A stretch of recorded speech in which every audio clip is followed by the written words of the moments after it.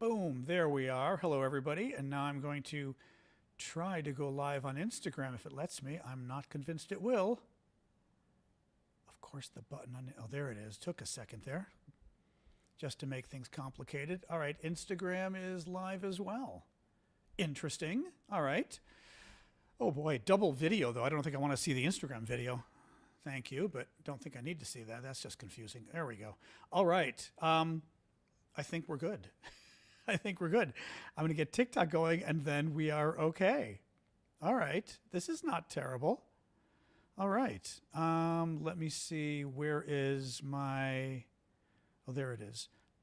Just to see if anybody shows up on Discord tonight. Nice if they did. All right. I think we're pretty good here. All right. Excellent. Hey, guys. All right. Let me get TikTok going, and I think we pulled this off. There is much technology tonight, but it looks like it's working. So I hate the technology, even though I'm a tech guy. It drives me a little crazy, but it's okay. Anyway, all right. All right. Anyway, hello, everybody. Hello, TikTok. Hello, YouTube. Did I switch my video? I did switch my video on TikTok. I could even go, I don't know if I need to go brighter. A little brighter, maybe? There we go. All right. That's pretty good. Mic is on. It may not be working for TikTok. Is the mic working or not on TikTok? TikTok, is the mic working? La, la, la, la, la, la, la. Can you guys hear or not on TikTok? You can hear? Okay. That was one. Okay. That was somebody else who couldn't hear. Mic shouldn't be muffled. Mic is what it is, especially on TikTok. TikTok, the mic should just work. Anyway. Oh, I'm not surprised, Big Hawk. Yeah, I'll deal with that later. Yeah, I'll look at it later. Well, let's try this. Let's unplug the mic and replug it back in and see if that works for TikTok. This is my iPad mic. And, oops, this is, did that work? Hang on. This is the good mic. All right, now let's give it 8 seconds and see. The rest of you, it's working. Yeah, there's nothing I can do about the volume. That's your end. Well, that's potentially your end. That's better. Okay. Let me do something on the volume though, because there is a volume setting for it to adjust automatically. I'm just going to do the automatic. There we go. That's the automatic volume setting. Let's give it a minute and see if it catches up on its own. There, I put on the automatic volume. Well, I put it on anyway, so let's see what it does. All right. Let's see if it picks up, and then we will get rolling. Because as always, it's good for some people, it's not good for others. You know. Oh, there are my Substackers. Hey, Substackers, good to see you guys. Ashley, Derek, Tim, NJ. Volume's fine on Substack. That's good. So yeah, last little question. So volume is okay. Volume's good on TikTok. Okay, then we're good. I put it on automatic volume, so that should hopefully make it work better. Excellent in Australia. Always excellent in Australia. Anyway. Welcome, everybody. Hello. Oh, my God, I had a busy day. Busy work day, busy just everything day. But it's Monday. Ooh, la, la, la, la. I don't even know. There's a lot of news today. Hopefully we get through it. A lot of news today. Hey, Andre.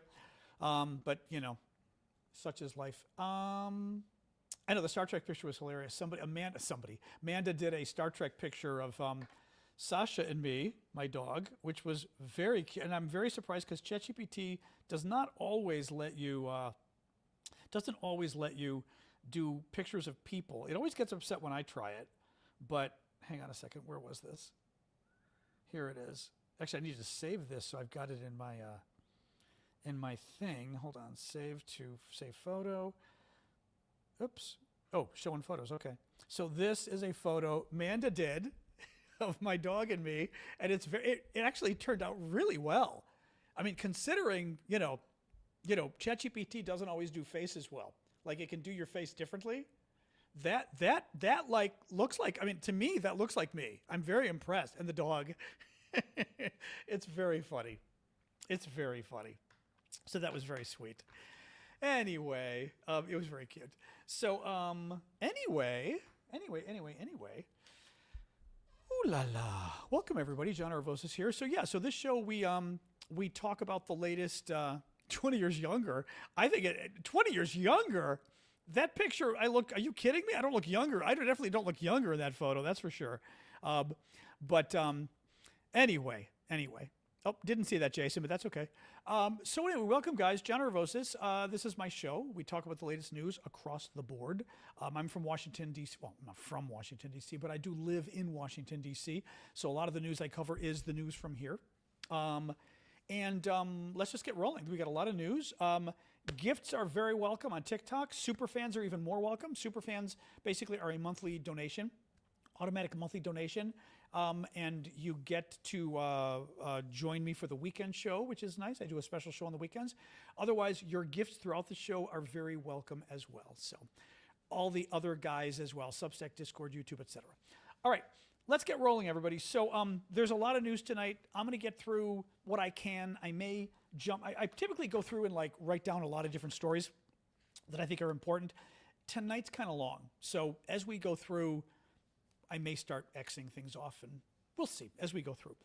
But big story for tonight, Trump is preparing possibly to attack Iran. Well, let's put it this way. He's clearly preparing to attack Iran. The question is whether he does. There's a little bit of a carrot and stick going on, maybe not much of a carrot, but stick going on. The U.S. is negotiating with Iran in Switzerland tomorrow, part of the ongoing talks to get Iran to give up its nuclear program. And we are also moving lots of weapons into the Middle East to attack Iran if, in fact, they do not give up their nuclear program. The irony here is, you might have remembered a certain orange fella several months ago saying Iran's nuclear program was destroyed and it's never coming back. Do you remember that? Do you remember the Defense Intelligence Agency said, no, it was not destroyed. It could come back. It could come back even in, it was maybe set back 6 months. But the orange guy said, no, they're lying. Remember, I bet you some guy got fired for it. Remember? Oh no, it's destroyed. Well, obliterated. Thank you, Clink. I was trying to remember the word. There was a word. It was obliterated. Thank you. I was going to say there was a word he used. It's obliterated. It's not coming back. Well, it's been 6 months since we attacked Iran. What date was it? Alexa, what date was it that Trump bombed Iran last year?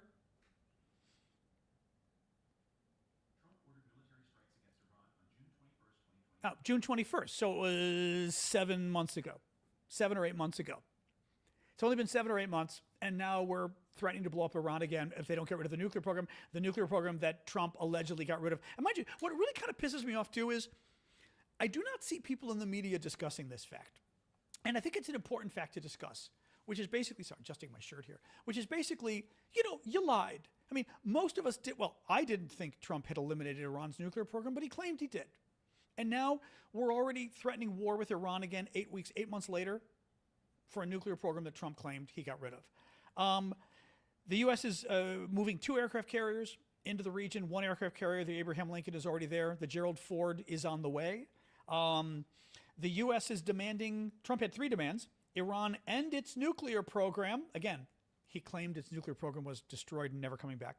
And discard its enriched uranium stockpile. Well, that's kind of funny. Do you remember somebody with orange makeup saying that Iran's...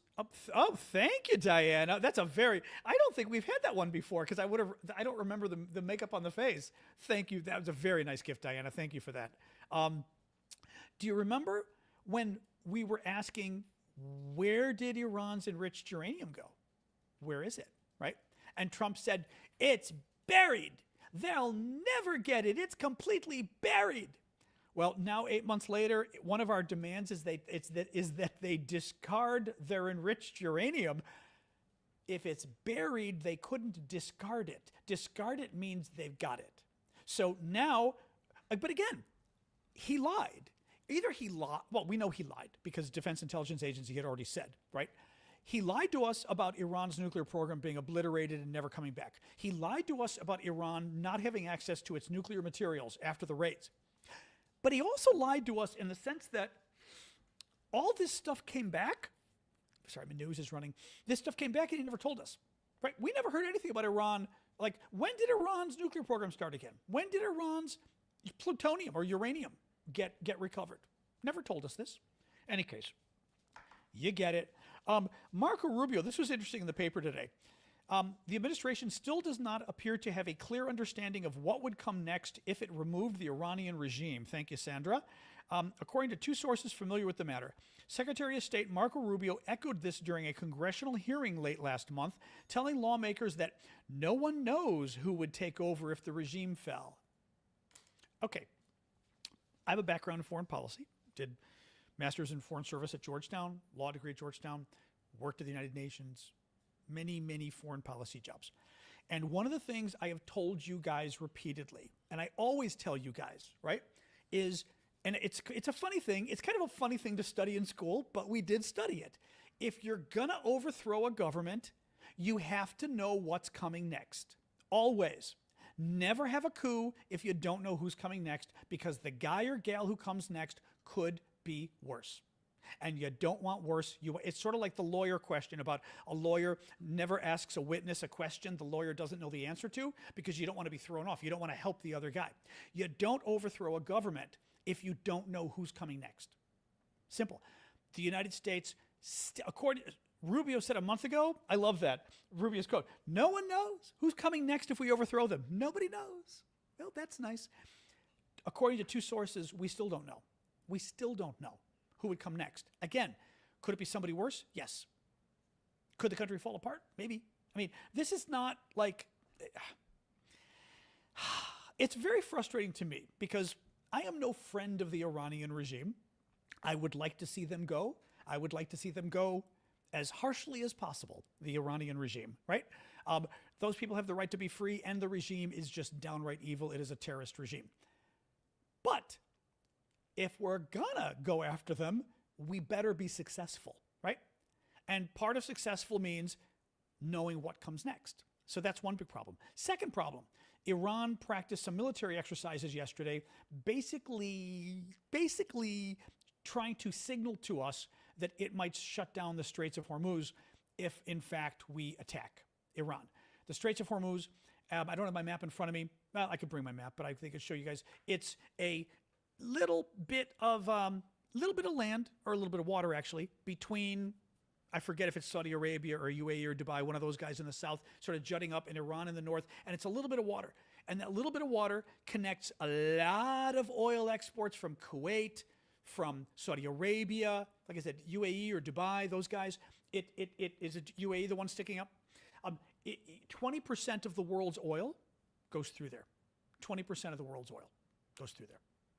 That's a big deal. Iran basically threatening to shut it down. Basically. Again, my point is, you better get it right if you try to overthrow Iran. You better get it right. And, huge Trump polling trouble. Oh, this was good. See, there is some good news tonight. There is some good news. Listen to this. This was from Cook's Political Report. Cook's Political Report is very good. They are excellent polling analysts in Washington, D.C., 100% objective.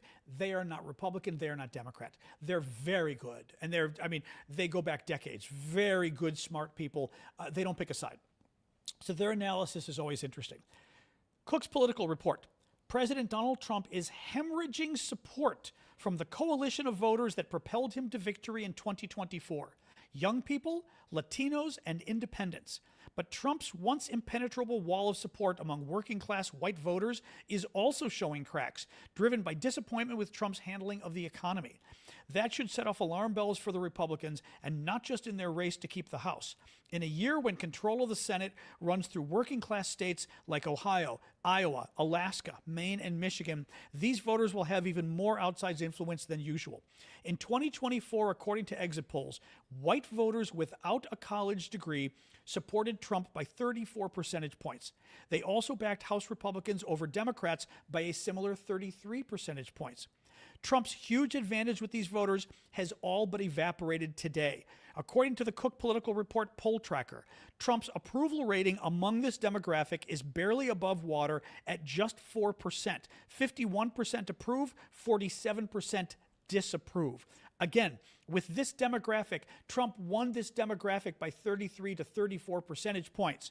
He now is only winning them by 4 percentage points. A 30% drop, or 30 percentage point drop in the polls is insane. It's like dropping from 70% to 40%. It's huge, the drop. But I love it, the fact that because of the economy, and we all know that he's not focusing on the economy. Trump has said, and I've said this before, Trump keeps saying inflation's cured. There's no problem anymore. He solved it. Everything's great. The economy's great. This was the Biden problem. Oh, thank you, Christina. We have multiple crowns tonight. Thank you, guys. Thanks, Christina. This was the Biden problem. Whether or not and I think inflation is not solved, but whether or not you think inflation is solved, the people do not feel it. Prices are still expensive and prices are still going up. You can't just say, no, this was Biden's problem. No.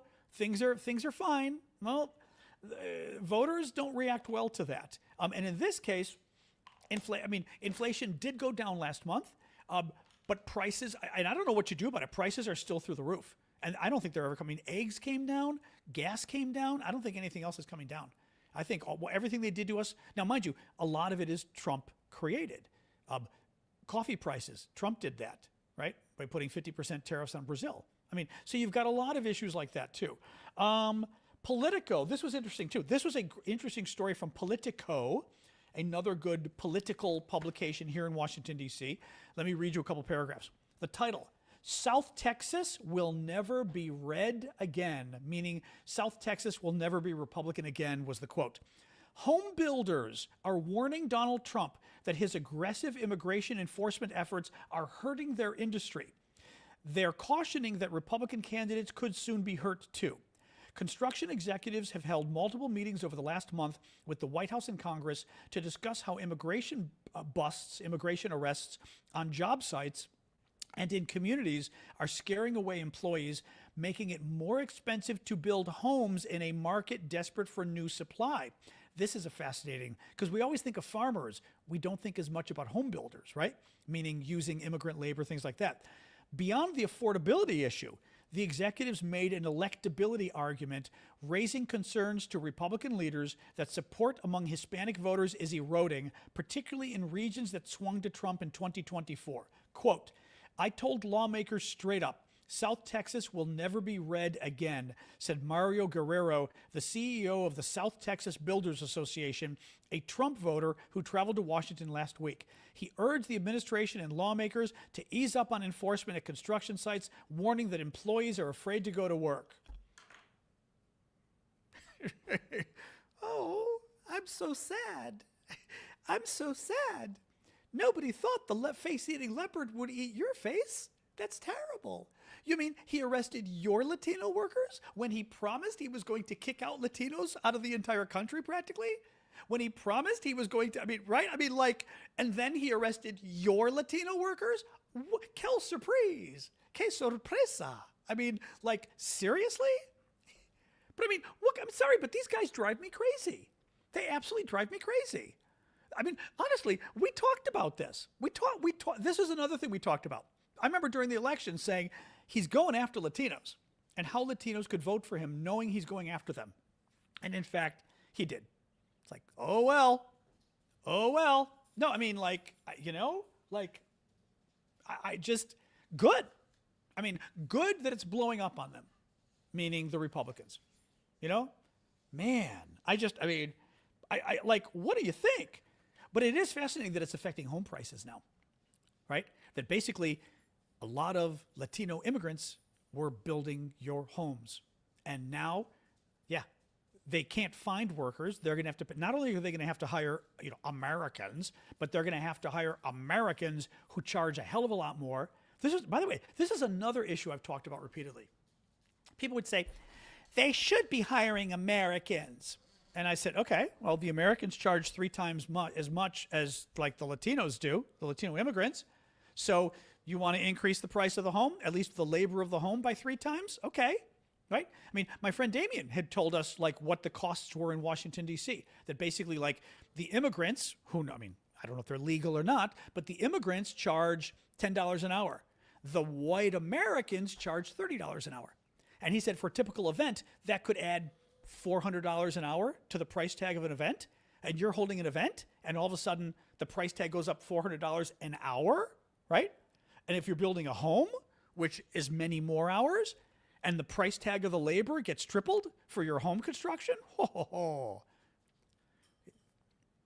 mean, oh well. And honestly, again, this is not rocket science, right? I mean, we knew from the beginning in agriculture, home building, other areas, restaurants, food services, that there were a lot of Latinos, a lot of immigrants. You know? I mean, again, I remember people, you don't see them saying it anymore, but I remember people coming to our comments and saying, they should hire Americans. What's wrong with that? And I said, that's fine if you want to pay 3 times as much for things. I don't mind. I'm like, oh, you do mind. You do mind. If the price of your home is going through the roof, if the price of your food is going through the roof, you're going to mind. You know? Again, it reminds me of people who are anti-Amazon. That's an argument I bring up too. People who say, you shouldn't buy from Amazon. You should buy from local people. And I'm like, the local people charge a lot more for that television. You're going to pay $200 or $300 more for your TV? Really? Really? I just don't think people would. I mean, I think it's a nice sentiment. I agree. But nobody is going to pay a significant amount of money more at one place if they can go to another. They're just not. They're just not. And this is a similar problem. Oh, well, right? You don't mind that your prices just went up significantly, except you do mind. Rubio basically endorsed Orbán today. Viktor Orbán is the kind of wannabe dictator of Hungary. He's kind of a Soviet to my taste. He looks like a Soviet dictator. He hates NATO. He hates the European Union. He hates Ukraine. He loves Putin. He loves Trump. Big surprise. And there's an election in less than 2 months. Actually, when is the exact... Alexa, when is the election in Hungary? My new smart Alexa. Alexa, when is the election in Hungary? Hungary's parliamentary election is scheduled for April 12th, 2026. Okay, April 12th, so a little less than 2 months from now. I told you Alexa got an upgrade. She's smart now. It's really nice. It works like Google. It's really good, or ChatGPT. So in a little less than 2 months, they've got elections in Hungary. Orbán's losing to a really hot, smart, young guy, which is great. I can't pronounce his name, like Magyar? Somebody who knows Czech can tell me how to pronounce the guy's name. Sorry, is your Alexa's answering? Sorry. Up another crown. Thank you, Succeed. And so Rubio goes today, and Rubio goes, now, mind you, Rubio had given a speech at the Munich Security Conference, okay, recently. And it's a big conference they have every year in Munich, Germany. And Rubio gave a conciliatory speech. And the Europeans were so excited that Rubio, the U.S. wants to be our friend now. This is great. This is great. Right? And a lot of us were going, are you insane? You think because Rubio is giving a conciliatory speech, that means Trump isn't going to just completely continue shitting on you? Of course he will, right? This is ridiculous. Well, Rubio himself did it now. Rubio went to Hungary and endorsed Orbán today. Listen to this quote.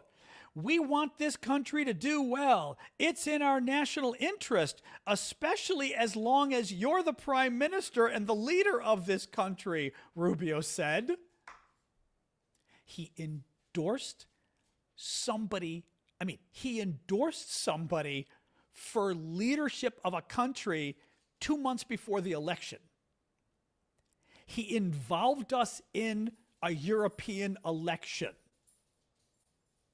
I mean, it's, again, and by the way, it's funny to a degree. Thank you, Carrie, and thank you, Tammy. Very nice gifts there. The Valentine cake and the fluffy hearts. It's a little funny. The only thing I find funny about it is, again, it was literally 2 days ago, 1 or 2 days ago, that Rubio gave the speech at the Munich conference, and literally the Europeans, they stood up and gave him a standing ovation. They're like, he likes us again. And then he flew to Hungary to keep a really nasty guy who wants to work with Donald Trump. Hey, come on. Who wants to work with Donald Trump to destroy the European Union. I know you. You're okay. I know. Anyway, actually, I did want to show, let me see if I can find this video. There is a wonderful video. I may have deleted it. I had it on my phone. I wasn't going to show you, and then I was thinking I should have shown you. Hold on. I'm going to see. I've got it in my deleted videos. Let me see here. Only if I can pull it up easily. Here it is. Okay, I want to show you this. This the Hungarian opposition leader, okay, hot guy on the left, meeting Donald Tusk, who's the Polish prime minister, I believe, Polish prime minister. So meeting the guy who very well could win the Hungarian elections, prime minister, thank you, Nino. And the Hungarian is with a woman who he says, she is going to be our foreign minister, right, when he wins the election. Her last name happens to be Orbán, but she's not related to Victor.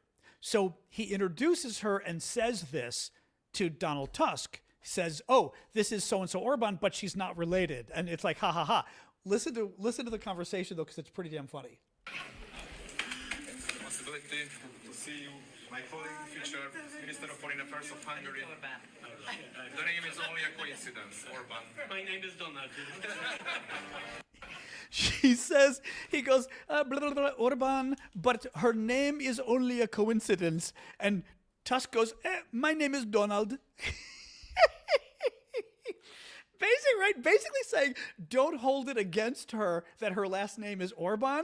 And the Prime Minister of Poland basically says, don't hold it against me that my name is Donald. I mean, it's very funny. It's very nasty, actually. I mean, it's very nasty.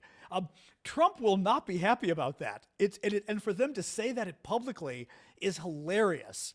That's like, you listen to it and you got to listen carefully because with the accents and stuff. But I love that. Her name is so-and-so Orbán, but it's just a coincidence. Don't hold it against her. Oh, well, my name is Donald, so.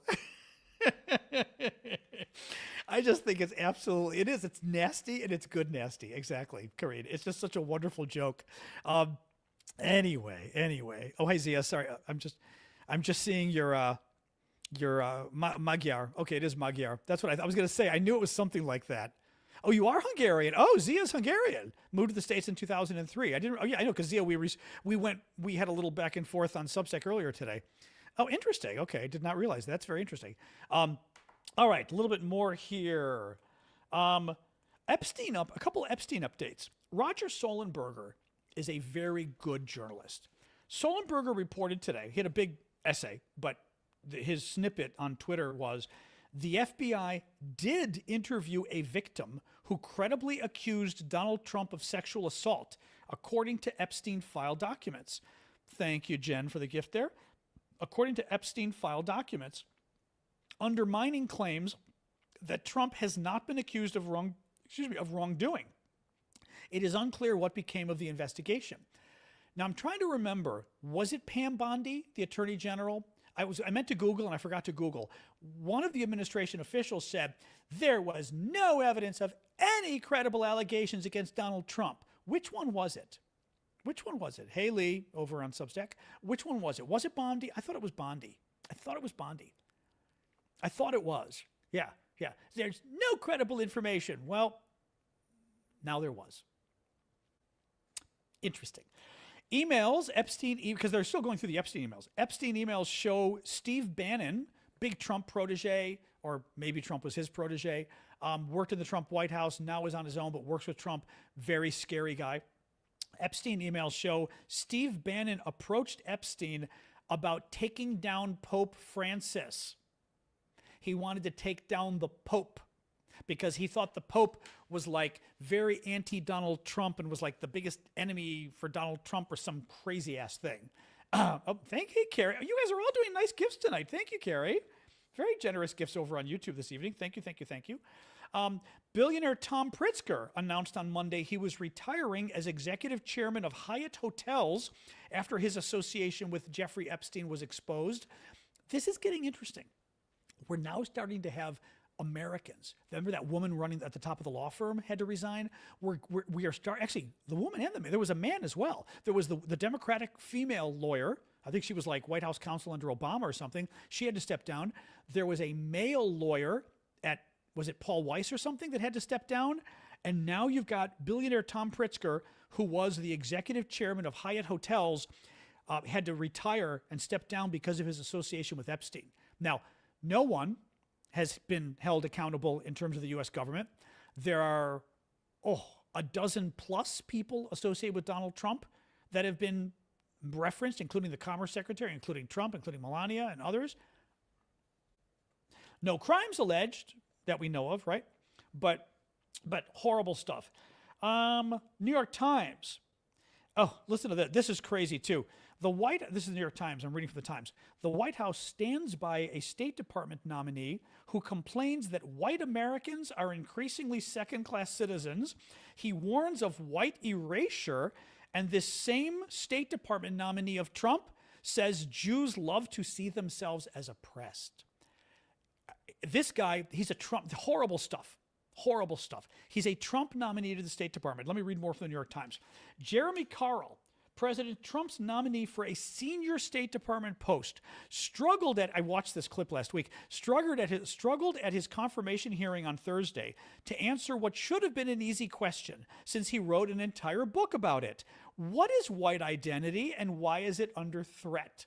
He wrote an entire book about how he claimed white identity was under threat. And who was it? It wasn't Chris Van Hollen, was it? It was, who was the senator? He was really good. Was it Chris Van Hollen? I'm forgetting the senator. I can see his face too. Very good, the senator that was asking him about this. And the senator just asked him outright and said, it was Chris Van Hollen? Okay, Jimmy. And said, what is white identity? He goes, no, it was a white guy. It wasn't Tim Kaine. No. And said, why is it under threat, right?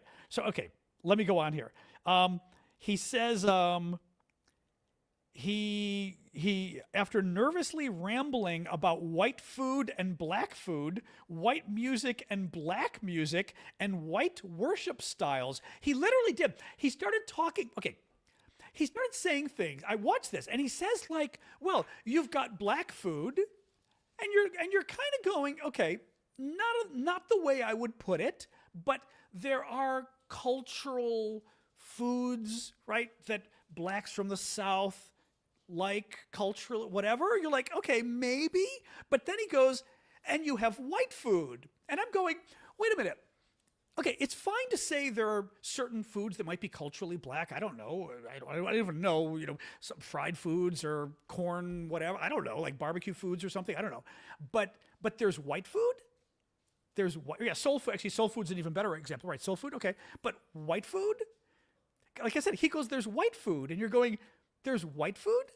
Then he goes, there's white music and black music. And you're like, again, you're going, okay, I could see some examples of black music, although even then, nowadays black music very popular with white people, so it's hard to say. But there's white music? Like, again, I'm not sure there's white music. Then he goes on and he says there's black churches and white churches, and that's where he got me. Wait, I'm giving the dog a little more water, and then we're talking about this one. All right, you, a little more? All right, here.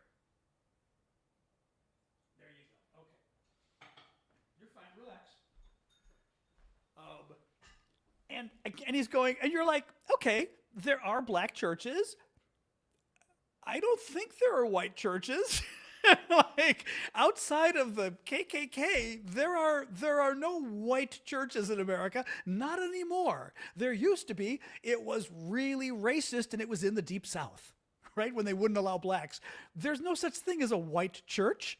Like, I mean, and I'm watching this interview, and it's crazy. It's absolutely insane. It's just insane. So he goes on. Mr. Carl told the Senate Foreign Relations Committee that a loss of a dominant white culture is weakening America. That notion has become an intellectual framework animating much what has been described as the new right, and Mr. Carl, who would, if confirmed, be the Assistant Secretary of State for International Organizational Affairs, is one of its most prominent proponents. But Mr. Carl's halting defense of his theory on white erasure, along with previous statement about race and Jews, has put his nomination in danger. A Senate Foreign Relations Subcommittee Chairman, John Curtis, Republican of Utah, came out in opposition immediately after the hearing was closed. Good for him. But these are the people the Trump people are nominating for jobs. These guys are open racists, and they have no problem nominating them. And when it becomes public just what racists they are, the Trump people stand by them. Thank God there's some Republicans finally willing to stand up. And honestly, it doesn't help that Trump did that racist attack on the Obamas last week when he shared that video showing the Obamas as gorillas or apes or whatever, right? Right? I thought you were a troll and I wasn't. Is he a troll? He is a troll, isn't he? Okay. All right. Well, if he's not a troll, he can explain why he's not. All right. I thought this guy was a troll and I wasn't sure. We had somebody on YouTube that I wasn't sure if he was a troll or not. Earlier, I wasn't quite sure. And then I was like, all right, if he's not a troll, he screwed up on that one. Anyway, we had a racist troll on you. We don't get those very much, but we do sometimes. Anyway, all right, what else we got here? Cato on voter fraud. Okay, this was interesting, actually. I've talked to you guys before about voter fraud and how there's all sorts of studies that show next to no voter fraud in America over the years, and it's never had any impact. Cato Institute did a little summary of the Heritage Foundation. What I forgot was the study I was referring to was a Heritage Foundation study. That's the thing I forgot. It was a Heritage Foundation study, okay? Heritage Foundation is the #1 MAGA think tank, Republican. It is now MAGA think tank in Washington, D.C., okay? The #1 biggest, most important think tank. For Republicans, it was the big Reagan think tank. Now it's a MAGA think tank, all right? Listen to this from Cato. Looking at the 7 closest states, meaning the 7, this was last fall, the 7 states that were swing states, okay, that could go either Democratic or Republican. We find, for instance, that in Arizona, Heritage had to go back 25 years, over which there were 36 elections held and 42.6 million ballots cast in order to come up with 36 cases of voter fraud. They had to go back 25 years, 46 million ballots in Arizona to find 36 cases of voter fraud. That would be 1.5 cases a year. Thank you, Infinity. That would be 1.5 cases of voter fraud a year in Arizona, guys. 1.5. That's pretty much one a year. Okay? One a year does not swing the elections. The percentage of fraudulent votes was a minuscule 0.0000845%. And no election outcome was altered by ballot fraud. This is the Heritage Foundation. Oh, it's 0.000, it's 0.040s, 0.0000845. It's not even 1% election. Oh, 1 per election. There could be a couple elections a year, actually, potentially, right? Well, you've got primaries. No, it's not 1 per election, actually, Ward, because you've got primaries and then you've got the general election, right? And you've got a Democratic primary, a Republican primary, and the general election. So that would be 3 elections, really, potentially. Not every year, but still. All right, a little bit more here. Then Heritage Foundation, MAGA Heritage Foundation, looked at Pennsylvania. In the highly contested state of Pennsylvania, Heritage data goes back 30 years and covers 32 elections with over 100 million votes cast. How many cases of voter fraud did they find in 100 million votes over 30 years? 39 cases of voter fraud. In other states where the vote is likely to be close, there were a handful of reported cases of fraud amongst millions and millions of ballots. Hey, I know.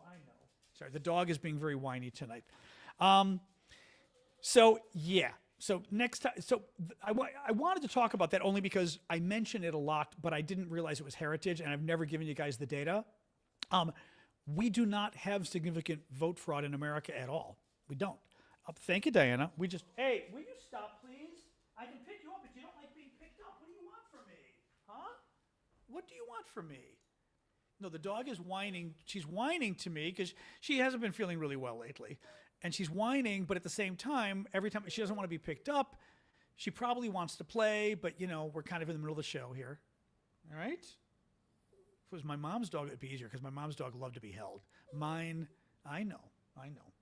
But she kind of became a whiner in the last year, and she's old. She's 16. Her legs are bothering her, so it's kind of, No, she's just kind of overall, you all right? Hey, I know. But this is like the whine I have to deal with all day, and it makes me feel terrible. You hear it? Because it's like, well, the thing is, knowing her, though, I know. I don't think it's pain, though. I think a lot of this is, I want, and I'm old. I know you're not my mother, though. You're not my mother. Mother got to do. Mom didn't really whine though. Yeah. You okay? All right. You okay? All right. Sorry, guys. No, she's on everything. She's got the supplements for the joints and everything, and some painkillers too, which I don't think are doing much good, to be honest. But she's old and she's whiny. You want to go down now? Okay, here, go down. Go down. All right? Okay, there you go. But she also wants attention from me during the show. She wants me to play with her, but then when I play with her, she doesn't like her toys anymore. It's just like, oh, God. No, Mom's dog died a couple years ago, yeah. Yeah, we lost Mom's dog like 2 years ago. Yeah, somebody was asking about Kukla. So this was very funny. The other thing I told you about was how Republicans turning off Latino voters and how there was some early indications of it screwing them over with their gerrymandering. Basically, Trump ordered Republicans to go and rejigger the congressional seats early. Typically, you don't rejigger the congressional seats, but, yep, I asked the vet about Librella again, Jurita. You typically don't rejigger the congressional seats but once every 10 years. So 2020, 2030, et cetera.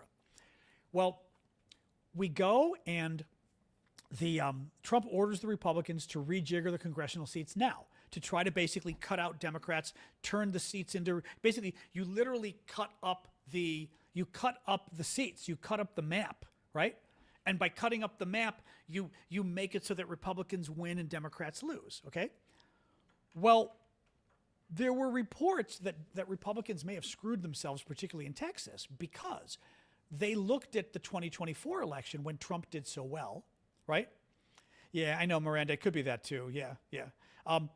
The 2024 election, Republicans did so well with Latinos that when they're in Texas, when they rejiggered the map based on the Latino vote that they expected that they got in 2024. They may not be getting that Latino vote, right? They may not be getting it. That they're getting. Anyway, listen to this. Sorry, I'm like trying to read your guys' comments about the dogs. Jason, I'm not sure what that meant exactly. Listen to this. Politico had a story that had a study buried in it. Republicans could lose 6 seats, including 2 of their own seats that they thought they gerrymandered Democrats out of in Texas if Latinos swing 15% left. So if Democrats are able to swing the Latino vote by 15 percentage points, in other words, if you were at 50, now you get 65 or whatever, they can take 6 seats from Republicans that Republicans thought they were going to get, including, so there were 4 seats Democrats have that Republicans thought they were going to steal. If Dems can get the Latino vote, the Republicans don't get those seats. But there's 2 additional Republican seats that now may be in danger. That's insane. By the way, I meant to mention this earlier. Remember earlier when I quoted the Cook Politico report to you guys? And the story from Cook was talking about how poorly Trump and the Republicans are doing with working class white voters, non-college educated voters, their base. And the story mentioned, let me read this to you again, because this is the second time I've heard this. Harry Enton said this last week on CNN, and Cook is saying it now. It mentions the non-college educated voters turning on Republicans. It says that should set off alarm bells for the Republicans, and not just in their race to keep the House. In a year when control of the Senate runs through working class states like Ohio, Iowa, Alaska, Maine, and Michigan, these voters will have even more outsized influence. Cook Politico report just warned today that Republicans better be careful because the Senate could be in play. I don't want to overstate it, but they just said this should set off alarm bells for the Republicans, not just in their race to keep the House, but in the Senate as well. Nobody thought the Republicans could get the Senate. Nobody did. I have told this story before. I will tell it again because it's funny. I didn't even tell this story this time. Oh, thank you, Sandra. That's our goat. Which goat would you like? Sorry, Sandra got a gift that gets a goat scream on TikTok. We have a small goat, big goat, Halloween goat, Christmas goat, and a yodeling pickle. So thank you, Uncle. for the Uncle Creepy. Uncle Creepy, that's funny. For the crystal hat. Which goat does she like? Meaning Democrats could get the Senate potentially, yeah. Sorry, see if she gets if she mentions the goat, let me know, guys. The oh my God, Stephen Miller. Anyway, somebody was it you said it was Christmas? Okay, let me find. Oh, here's Christmas. The Christmas goat is a regular sounding goat, but it looks Christmassy, which is nice. So here we go. One more with a little. Thank you. Appreciate the gift. So, the story, 1992. No, 1994. 1992, Bill Clinton wins the White House. Republicans are devastated. I used to work for a Republican senator back then, and Republicans thought it was over. They had lost the White House. They were never going to win the House. They were never going to win the Senate again. Literally, Republicans said, we don't control anything. We're never going to control anything again. Okay? 2 years later, 1994, Republicans win the House and the Senate. They didn't think they were going to get either. Okay? And I asked a friend who, I think it was Steve, who was Elmendorf's, who was Gephardt's chief of staff, who was the chief of staff to like the speaker. Pretty sure that's who I asked. And I said, because we were all friends, and I said, when did you know that the House and Senate were in trouble? Because everyone thought Democrats were. I said I worked for a Republican. Everyone thought Democrats were going to control the House and Senate like for years. When did you know that they were in trouble with the 1994 election, which was the big wave election with Newt Gingrich, et cetera? And I forget which body, House or Senate. I don't remember which he said. But I remember one of them, he said, oh, we knew probably 2 or 3 months out that it was in trouble. And I said, what about the other one? He goes, oh, the other body, not until, I think he said maybe not until 4 or 6 weeks. My point here is, prior to 3 months before the election, Democrats thought they had it sealed up. They thought they had the House and Senate. Republicans thought they were screwed. Prior to 3 months before the election, Republicans thought they were screwed, and they won the House and the Senate. That doesn't mean it can always happen. But the point is, just because today the numbers are impossible doesn't mean tomorrow the numbers will be impossible. And I didn't even mention this story because the Senate was so clearly going to stay with the Republicans that it wasn't worth mentioning. This is the second time in a week respected political voices in Washington, independent voices, have mentioned the Senate isn't as safe as Republicans think it is. Harry Enton said it on CNN, and the Cook Political Report, Amy Walter, just said it too, both of whom, as I said, are super independent, super objective. They're not Republican or Democrat, and both of them are saying, this is getting interesting for the Senate now. So, it would be kind of amazing if Democrats get the House and Senate. Now, Trump will continue to do what Trump does, but still very interesting. There is a ton more news. I'm going to do a little bit more here. Let me see. Kristi Noem, you know this. Kristi Noem made some creepy election comments, head of Homeland Security, about how it's her job to make sure that the right people vote and that we elect the right people. She's head of Homeland Security. It is not her job to have anything to do with the elections whatsoever. NewJersey.com, U.S. Immigration and Customs Enforcement agents were seen Sunday morning outside a church in New Jersey where they apparently took 2 men into custody.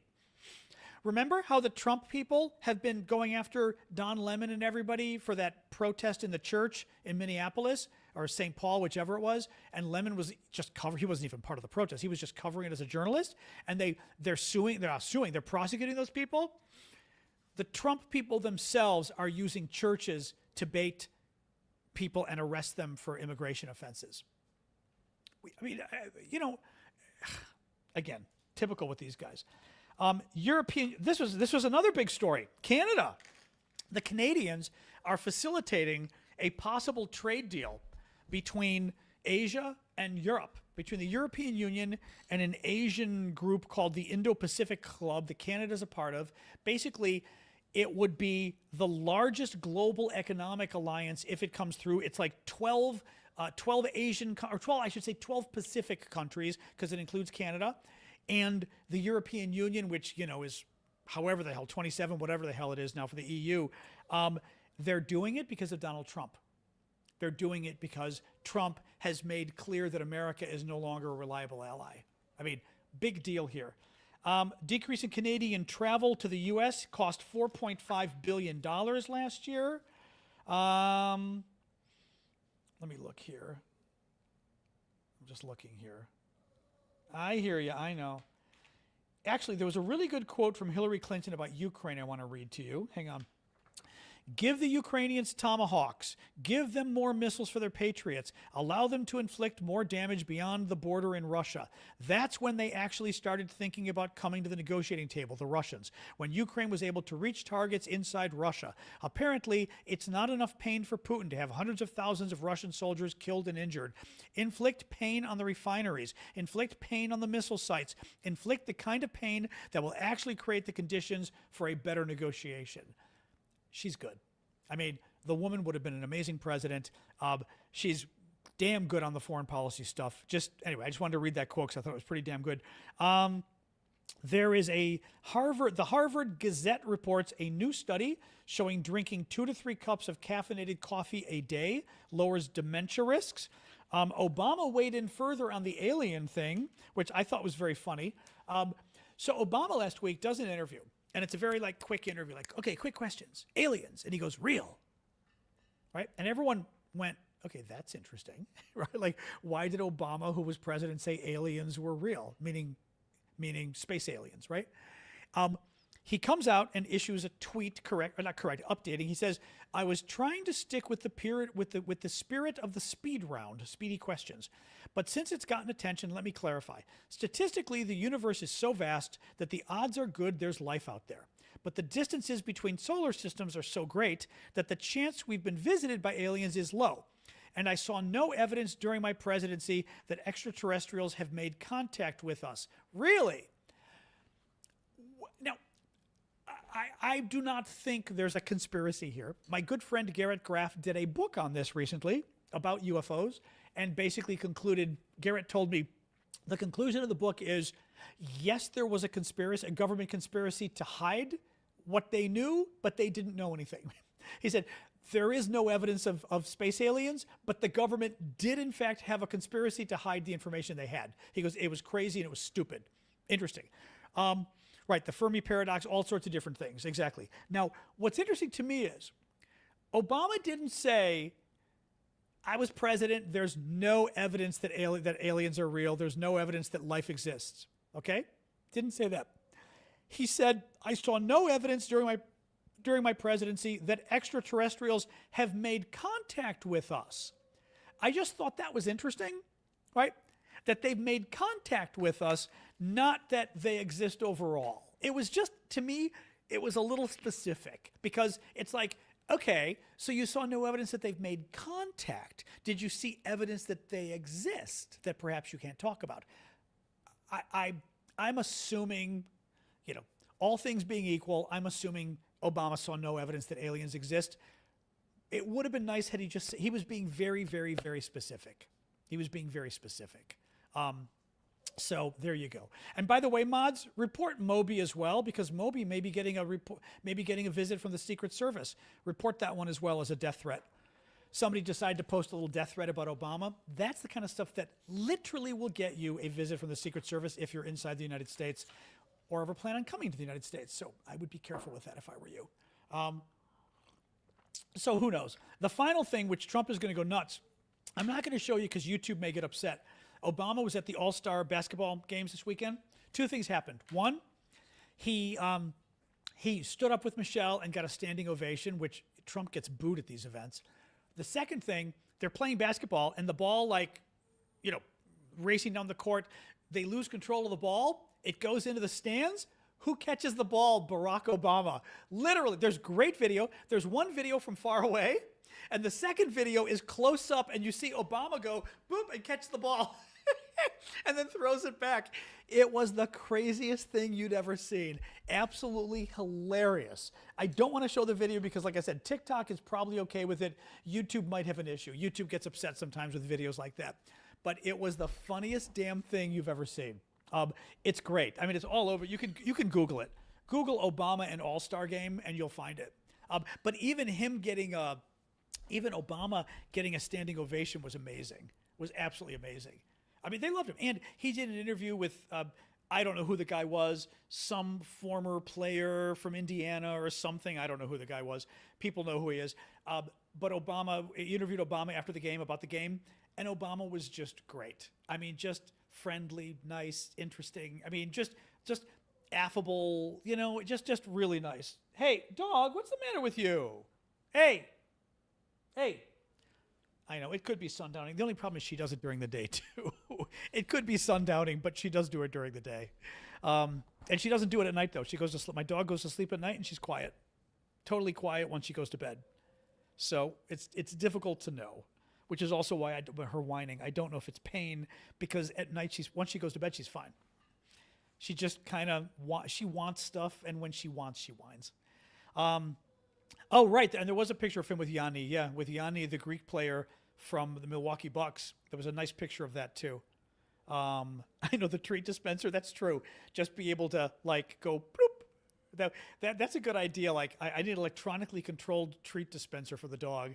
And I could do one by one, doop, doop, doop. Anyway. I know. I hear. What's the matter? I know. Hi. Come here. Come here. I could pick you up, but you don't want me to. See, if you were Kukla, hey. See, the problem with my dog is she then gets a treat around 7:30. So some of what we're doing now is we're getting the pre-7:30 wine half an hour away. This is the problem. She's about an hour before the show, or an hour before her treats. She kind of winds up. She winds up. Hey, I know. Hi. You're getting a haircut. You're getting a haircut later this week too, aren't you? Yes, you are. Anyway. Yeah, so there were a couple more stories, but I skipped them because we've got too many now. Oh, man. I know, I laugh, though, because, my mom's dog, Kukla, was just la, la, la. Kukla just wanted to sit on your lap and be quiet all day long. She'd either nap all day in general or nap on your lap. And those were the things that Kukla wanted to do. Sasha, no. Sasha wants to interact with you all day long. So even this right now, she wants something, but hey, I know. You poor thing, I know. Ugh. Anyway. The SAVE Act, we can try. It's complicated. One of the things, so the SAVE Act is the Republican effort to pass this voting reform stuff. And as we've said, I think, the best argument against this is, make sure our elections are safe. Here's the problem. Our elections are already safe, so why are they really trying to pass it? Right? I already talked about this. The Heritage Foundation. Good night, Alec. The Heritage Foundation, MAGA think tank, already determined that our elections are safe. Out of 100 million ballots cast in Pennsylvania over 30 years, there were 39 illegal votes. One a year, basically. One a year. You don't need to pass nationwide voter laws to address one illegal vote a year. So why are you doing it? Well, dog, really, we're doing that. We're going under the pole again, are we? Right? Why do it if you don't? Oh my God, I'm going to move this out of the way. This is she's going around my tripod now. Why do it if you don't have significant voter fraud, right? Why do it? Then it means you're up to something else, basically. Oh, thank you, Wendy. That's another goat. I know. I may cave and give her. Let me cave and give her treat now. I don't think it's going to quiet her up, but let me try. You're right, Val. I'm going to try. 1 second, and then Wendy, you get a goat. Give me a sec. All right. I don't think this is going to help, but we can try. We can try. All right. All right. There we go.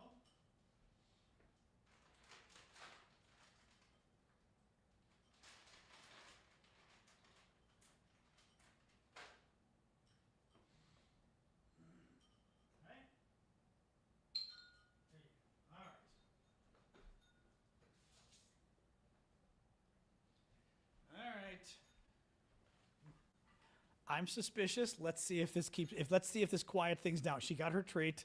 Let's see if it quiets things down. I'm not convinced. I am not convinced, but we will see.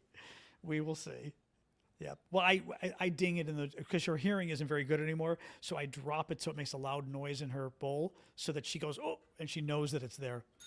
So, but anyway, yes. The other thing is what people didn't really realize till this weekend was the Republican make voting safe legislation requires each state to turn over their voter rolls to the federal government,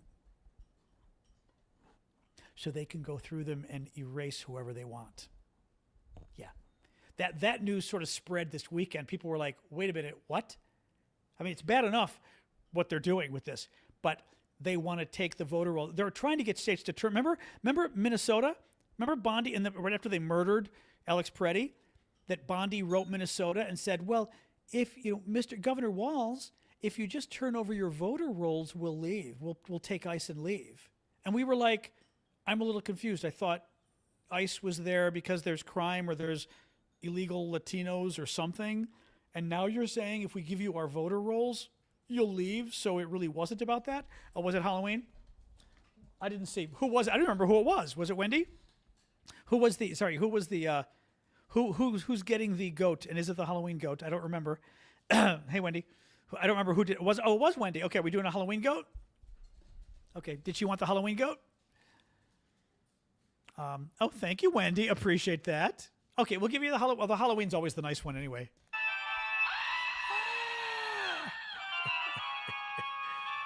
It's a great one. One more time.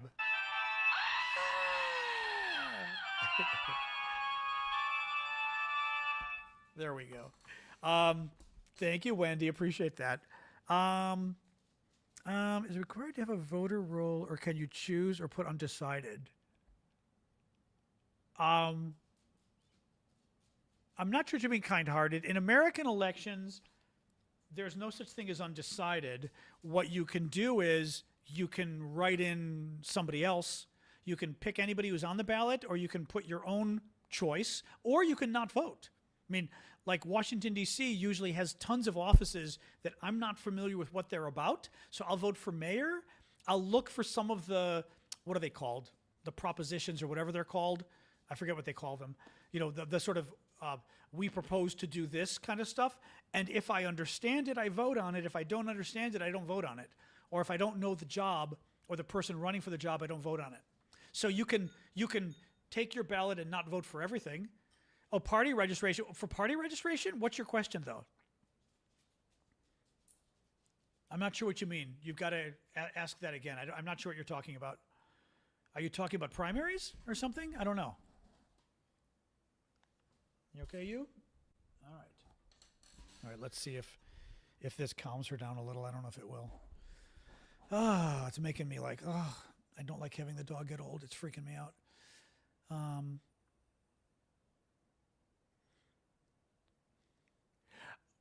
Party registration, whether you can vote in a primary or not, depends on the state. Some states you've got to register as a Democrat or a Republican. Other states, anybody can vote in the primary, if that's what you're saying. I don't know what a voter roll is. I'm not sure what you mean. I mean, yeah, somebody else answer. I don't know. I don't quite know what they're asking. Yeah, it depends on the state. Although I'm trying to think if it's for the general election, do any states require you to pick a party for the general election? For primaries, of course. For many states, if you're voting in the primary, you register as a Democrat to vote in the Democratic primary, and then you cannot vote in the Republican primary. But to vote in the general election, I don't think you have to pick a party at all. In other words, that's a question. I'm assuming you could register as an independent or whatever, but that means you couldn't vote in any of the primaries, would be my guess, in a state that requires you to register for the primary. Right? Yep. Again, depends on the primary whether a Republican can vote in a Democratic primary and vice versa. Certain states allow it, but I couldn't tell you which. Yeah, Dems may boycott the State of the Union. I did see that what was being discussed was, I think Hakeem Jeffries in the House said he doesn't want people booing Trump and making disruptions. He would rather have them not show up at all. Thank you, Diana. You're being very sweet again tonight. He would rather have them not show up at all, and protest than go and be disruptive. So, which, it's a tough call. It's a tough call because the problem is being disruptive makes you look like hooligans is the problem, right? And if you're trying to win an election, you don't want to seem like that, right? You don't want to seem like hooligans. I mean, basically, oh, we're back. We're back. So, oops, right? So, okay, seriously, we were quiet for like 5 minutes there. Okay, you can lick my hand. Maybe that'll help. There we go. Anyway, in Sweden, party members vote for the people to represent the party. I don't know what that means, Jens. European elections are very confusing. Like in Italy, thank you, Tony, appreciate the gift. In Italy, it's super confusing. Like in Italy, you vote for a plank of people. I forget what they call it. There's like, they tried to explain it to me and I couldn't figure it out. It's literally like you vote for a group of people. You don't vote for one person and you don't just vote for the party. It was like, what? It's very weird. So I'm sure each country is different to that. I'll have to learn how Greek, hopefully I get my Greek citizenship. I'll have to learn how Greek elections work. Thank you, JPT. Appreciate that. Thank you. The members of the party votes. I mean, the problem is you're describing elections using European terminology. So, like, I don't know what the member of the party means necessarily. You know what I mean? That's sort of the problem. Yeah, exactly. It's like explaining the electoral. Honestly, it took me very late in life to even understand the Electoral College myself. Not yet, Che. I applied. It's under consideration in Athens now. I may find out in a month. And then 2 months after I would be sworn in, but it may also be 6 months. They may say, "Oh my God, your application has a problem." I mean, who knows? Who knows? AFI, what's AFI? Oh, Air Force One. Trump just put out a tweet saying he's going to have a press conference at Air Force One shortly. My guess is it doesn't matter. Typically, when Trump announces in advance, "Oh, I'm going to have a press conference," it's right. It's typically so I wouldn't get too worried about it. Do White House officials check their mail daily? It depends what you mean by mail. Postal mail, no.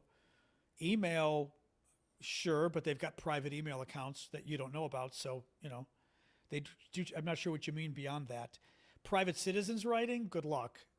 There's going to be, but do you mean like private citizens? It's too much. There's no way a private citizen could write to the White House. I'm sure they go through it and do something with it, but it's too much.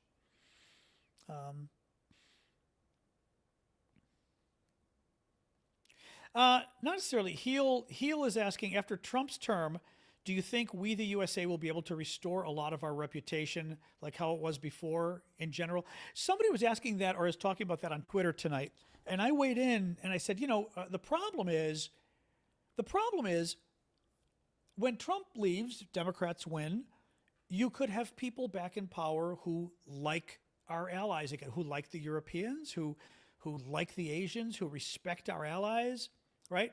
Who treat you with respect, who abide by our treaties, who abide by our economic agreements. But we will always be one election away from picking the crazy people. So, the problem is it's kind of like, you're dating somebody bipolar. I guess, right? Where, yes, for 4 years, starting in 2029, for 4 years, they may be the best spouse ever. But 4 years from in 2033, they may end up being psycho spouse again for 4 years. So it is a toxic relationship, yes, because we will always be one election away from bad people hurting you again. And that means you can never trust us. Because, for example, NATO, right? Oh, will the Democrats come to your aid? Yes, but look what the Republicans did to funding for Ukraine, right? House Republicans killed it for 6 months, right? So, I mean, we can't even guarantee that we'd be able to come to your aid because Republicans could stop it. But a Republican president, if it's a Trumper, could very easily stop U.S. aid to Europe if NATO needed help. So can you count on the U.S. again if a Democrat comes back? While the Democrats there, you can if the Republicans don't control Congress. But as soon as the Republicans control Congress or the Democrat loses the election, then, thank you, Aries, then you're out of luck. So I think it's very difficult to mend relations beyond, I mean, you can mend relations, but you can never mend relations, right? I don't know how to, but you know what I mean? Where, yes, right? I become president, I become Congress, and you can absolutely work with us. We'll be your friends again. But as soon as the next guy wins, they're going to hate you again. And they're going to do all this stuff. You're at risk of them doing all this stuff to you again. So, you know, I mean,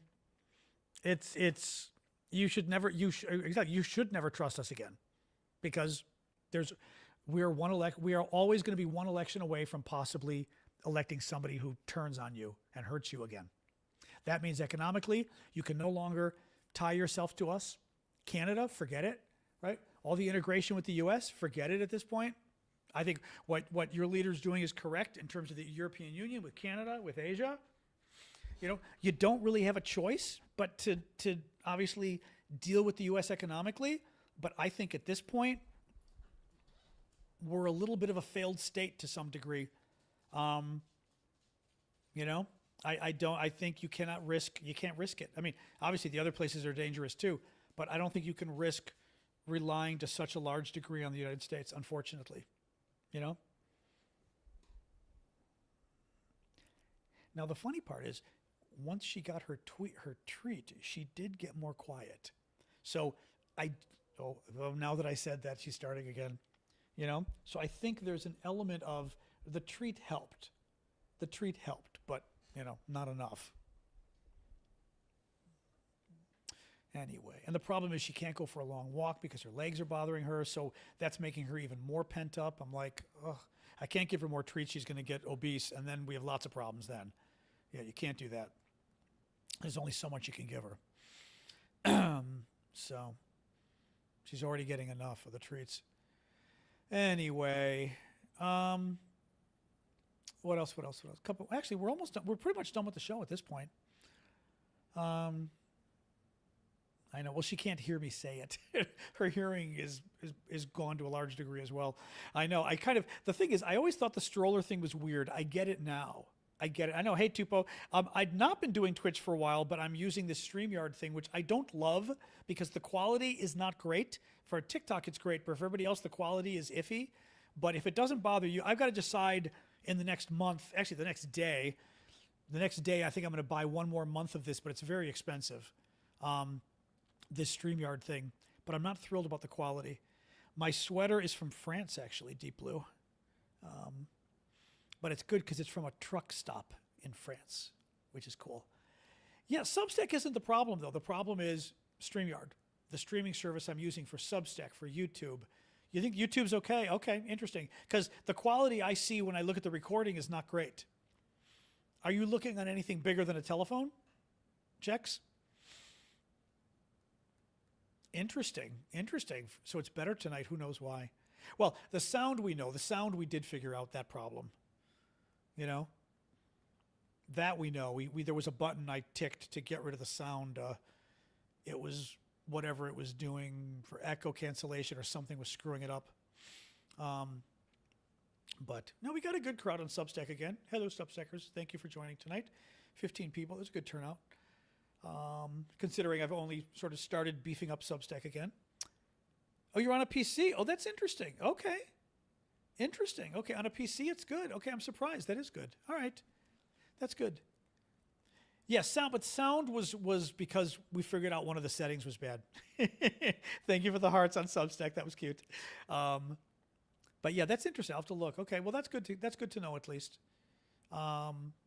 Anyway, all right, guys, I'm going to go, I think, since we're already 20 after. Oh, my God. I will go finish posting all of this stuff. And then I'll see you guys tomorrow night, 6 o'clock Eastern time, the usual. Yeah, this is the new MacBook Pro, too. So this is as good as it gets. Enrique, you know what I mean? Or Henrik, you know? What do you do? All right, guys, have a good night. Thank you all so much. I'll start with Discord, and then a ton of the rest of you will finish with TikTok. So Discord, have a good evening. Thank you, guys. See you all. All right. And then I'm going to hit a bunch of you at once by ending on StreamYard. That's going to get Substack and YouTube and Twitch and everybody else to go bye-bye. And Instagram as well tonight. All right, see you guys.